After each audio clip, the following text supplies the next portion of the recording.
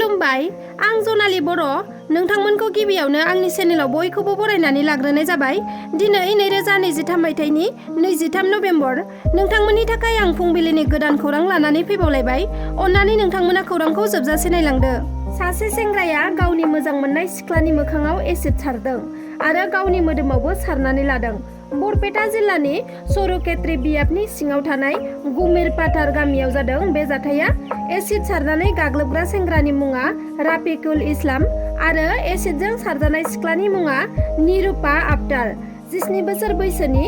रिपर्टनि बायदिब्ला राफिजुल इस्लामा थांनाय 1 बोसोरनिफ्रायनो निरुपा आक्तारखौ मोजां मोनदोंमोन, नाथाय निरुपा आक्तारा राफिजुल इस्लामनि मोजां मोननायखौ गनायाखैमोन, जायनि थाखाय बोदोर जादोंमोन राफिजुल इस्लामा आरो गाव मोजां मोननाय सिख्लाखौ गावनि खालामनो थाखाय गोबां खेब नाजादोंमोनब्लाबो फेलें जादोंमोन। बेनि सिगाङाव निरुपा आक्तारखौ लांखारनोबो नाजादोंमोन, नाथाय बेयावबो फेलें जानो गोनां जादोंमोन राफिजुल इस्लामा। उनाव दुथाङा सिख्लानि सायाव एसिड सारदों आरो गावनि मोदोमावबो एसिडखौ सारनानै लादों, जायजों दा सानैबो गोब्राब थासारियाव थैनायजों जुजिनानै GMCHआव फाहामथाय लागासिनो दङ। फोरमायथिनाय बायदिब्ला एसिडजों गाग्लोबजानाय जाथाया मोनानि 8:30 रिंगासोआव जानो मोन्दों, जेब्ला निरुपा आक्तारा बुपेयारनिफ्राय न' फारसे फैगासिनो दंमोन। बेयावनो मटर साइकेलजों दुथाङा फैनानै गाव मोजां मोननाय सिख्लानि सायाव एसिड सारदों आरो सिख्लाया गाबख्रावनायाव जायगानि सुबुंफोरा लोगो लोगोनो सिख्लाखौ बरपेटानि मेडिकेल कलेज एन्ड हस्पिटालाव लानानै थांनाय जादोंमोन। बेनि उनाव गोब्राब जानायलाय GMCH मेडिकेलसिम लानानै थांनाय जादोंमोन।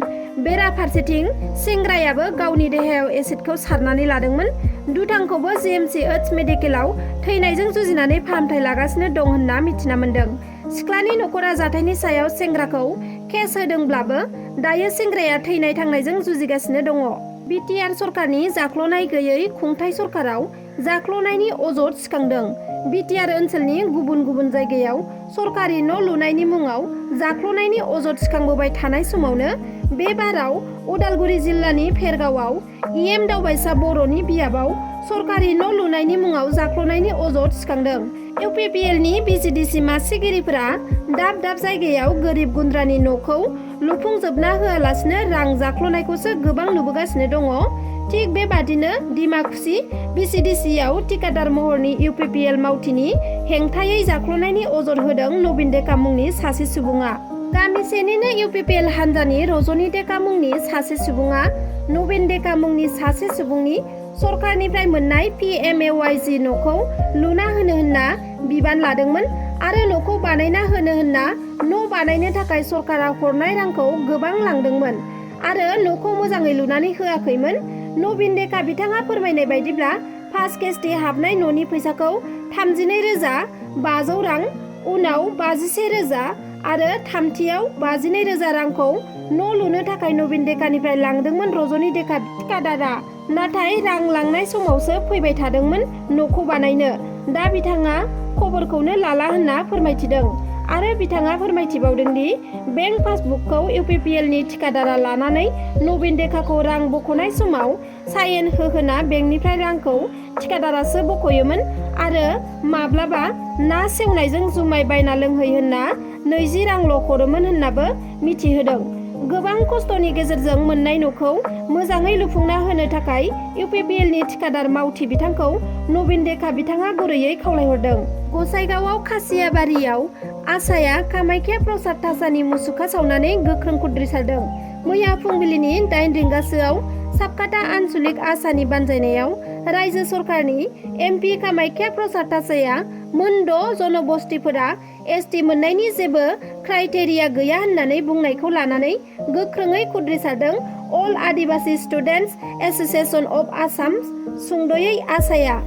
क'क्राझार जिल्लानि गसाइगाव महकुमानि सिङाव थानाय खासियाबारि बाजारनि साखाथियाव MP कामाख्या प्रसाद थासानि मुसुखा सावनानै सोमावसारदों साबकाटा आन्सलिक आसानि दैदेनगिरि आरो मावथिफोरा।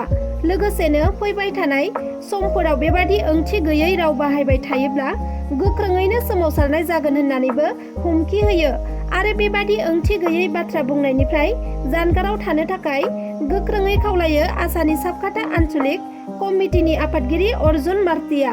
UPPL दोलोआ जितेन मुसाहारिखौ इउपिपिएल दोलोनिफ्राय ओंखारनायाव जेबो खहा जाया होननायखौ लानानै गोख्रों बुंफोरथि होदों जितेन मुसाहारिया। आं नङा, सोरबा ओंखारबाबो बुंखागोन जेबो खहा जाया होननानै। दिसेम्बराव मा रोखोमनि दैनि बानाया बोहैगोन बेखौ नायनो खावलायदों जितेन मुसाहारिया।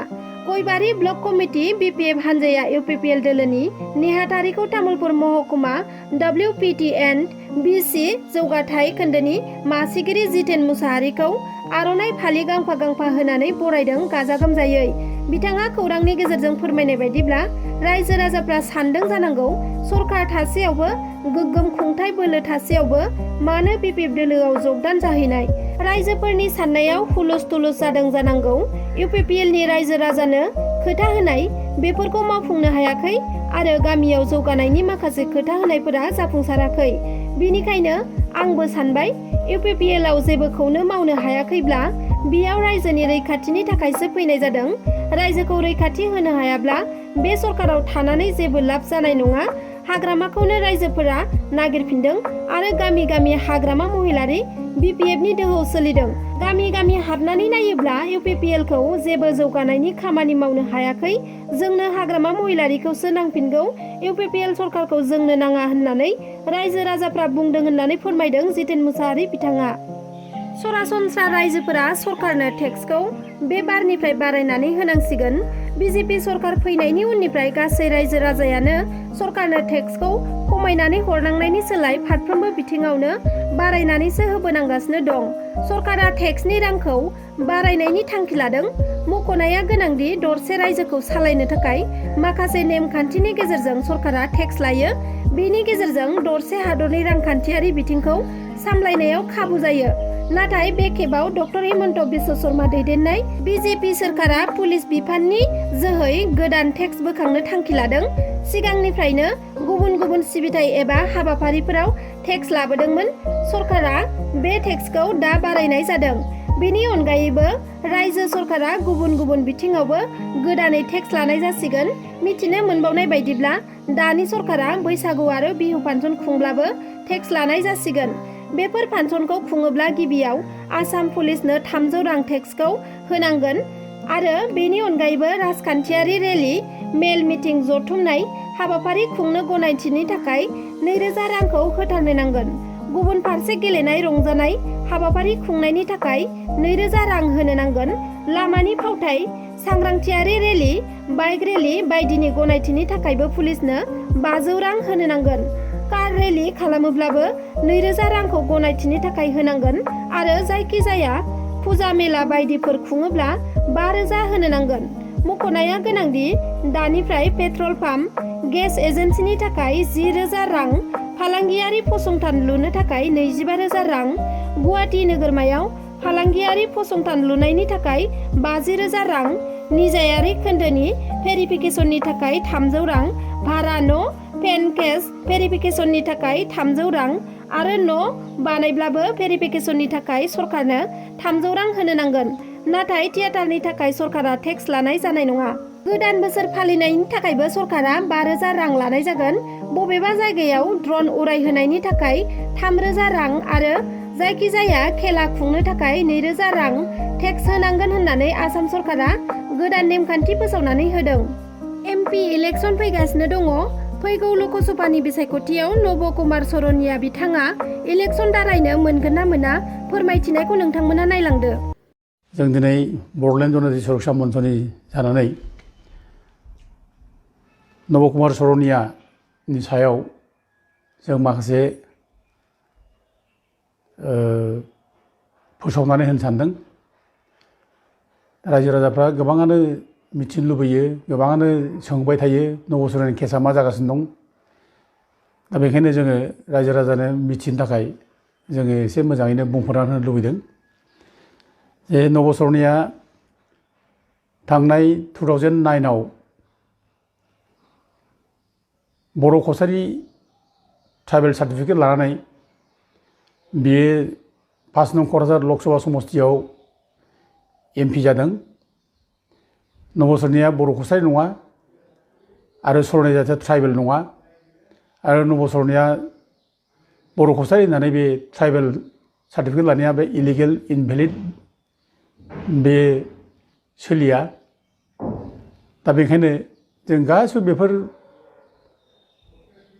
आयेननि बेरेखा हाबा मावनायखौ नायनानै जोङो नबसुरनानि गासिबो डकुमेन्टसखौ लाजोबनानै बिनि हा हुनि रेकर्ड बिनि बिफानि साख्रि लानाय जायनाखि फोरमानलाइफोर बिनि स्कुलाव फरायनाय फोरमानलाइफोर बिनि भटार माने लिस्ट बेफोर गासिखौबो नायनानै जों फोरमान खालामनानै जे हाइकर्टआव जोङो केस होनाय जादोंमोन जे नबसरनिया बर' कसारि नङा बे ट्राइबेल नङा दा गथिखे बिनि एमपि जानाया इलिगेल इनभेलिड बिनि एमपिखौ दाननांगौ होननानै जों हाइकर्टआव केस होनाय जादोंमन दा लेखायावनो रोखा रोखा दंखायो बियो बर'जों खुनु सोमोन्दो गैया बिनि बिबै बिबौ गासिबो बियो हरुकस माने परिचया बिनि परिचयाव खुनु बर'जों सोमोन्दो गैया जारिमिनाव जानो हागौ मोनसे टाइमाव सरनिफ्रा बर'मोन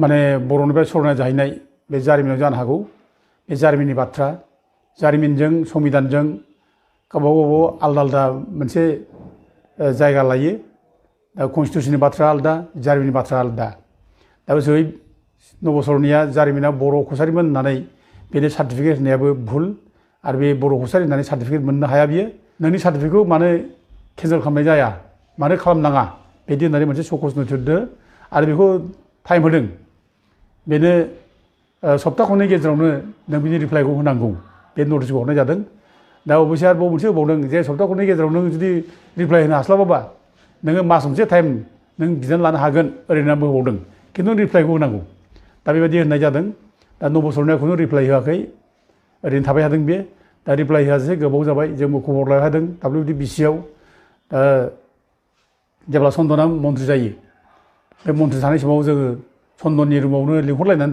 WBCनि सेक्रेटारि बिनिता पेगु बेखौ लिंहरनानै जों जावले जावले सावरायदों आरो जों अफिसाव थांनानै सावरायदों दाननो थिनबाय थानाय जादों दा प्रसेस खालामगासिनो दं बे बाथ्राखौ बिनिता पेगुआबो बुंदोंमोन जों सिगाङाव प्रसेसा खालामाखै नङा खालामदोंबो बिनि सार्टिफिकेटआ केन्सेल जायोब्ला बिनि एमपि सिटआ थाङो एमपिआ थानाय नङा आरो बिनि एमपिआ दानजायोब्ला लगे लगे बिनि सायाव क्रिमिनेल केस जायो आरो अब्लानो बे जिबां माने गावनि बेथन जानाय बे सुजुग सुबिदा लानाय गभर्नमेन्ट अफ इन्डियानिफ्राय बेखौ बे रिफान्ड खालामनो गोनां जायो बेनिखायनो जों बिनि सार्टिफिकेटआ केन्सेल जानांगौ होननानै जोङो दाबि खालामदों दिनैनि खौराङा बेखिनियानोमोन नोंथांमोना आंनि खौरांखौ जोबजासे नायजोबलांनायनि थाखाय रोजा रोजा साबायखर थाबाय आरो अननानै आंनि जनालि बर' रादाबखौ लाइक शेयार साबस्क्राइब खालामना होगोन होनना मिजिंथिबाय एसेनोसै गोजोन्थों।